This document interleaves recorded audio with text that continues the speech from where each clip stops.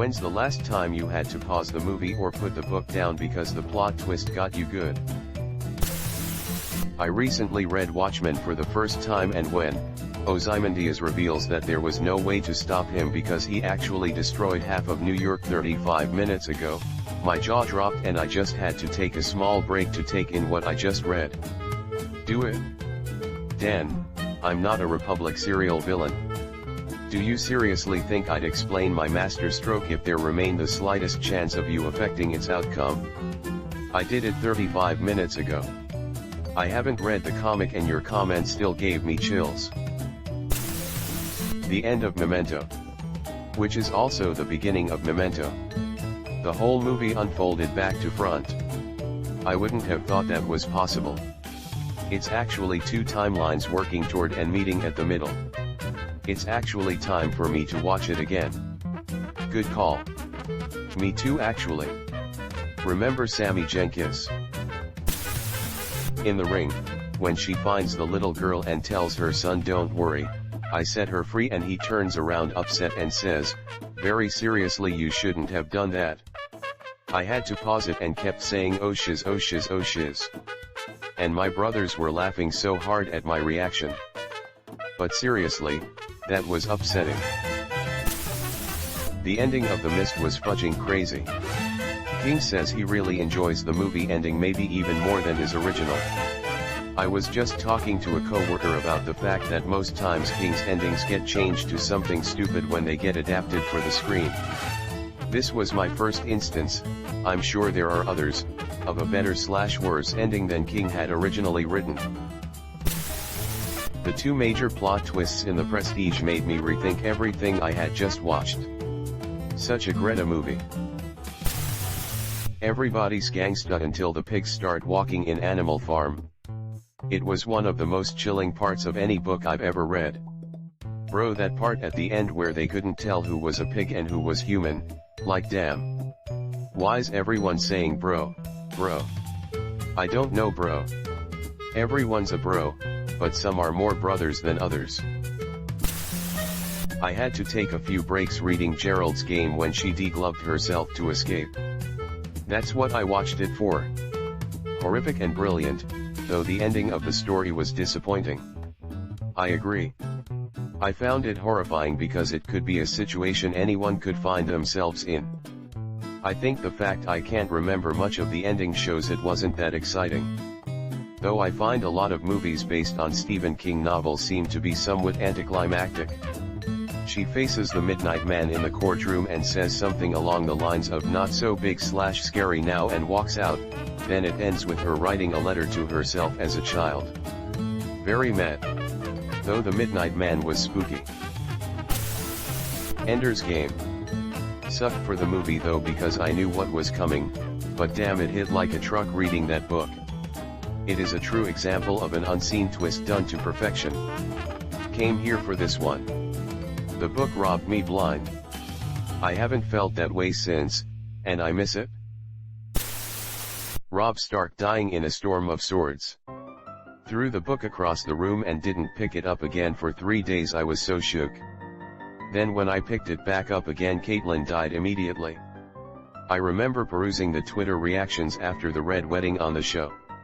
One of the best was remember when that nerdy friend of yours was sad about 13 years ago. This is why.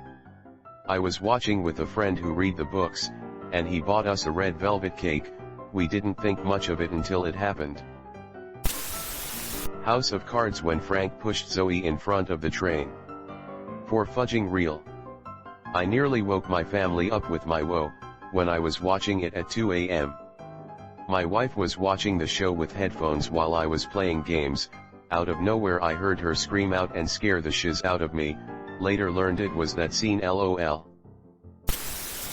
Westworld, Season 1. When a certain character remarked what door, I immediately shiz bricks. 5th grade, reading The Giver. It took my parents a good hour to calm me down after finding out that release was death and that they killed innocent, healthy babies. Love that book and especially loved reading it in 4th or 5th grade. A lot of philosophical dilemmas/questions I wouldn't have encountered till much later. I think reading this book helped me figure out how I deal with my emotions. Totally.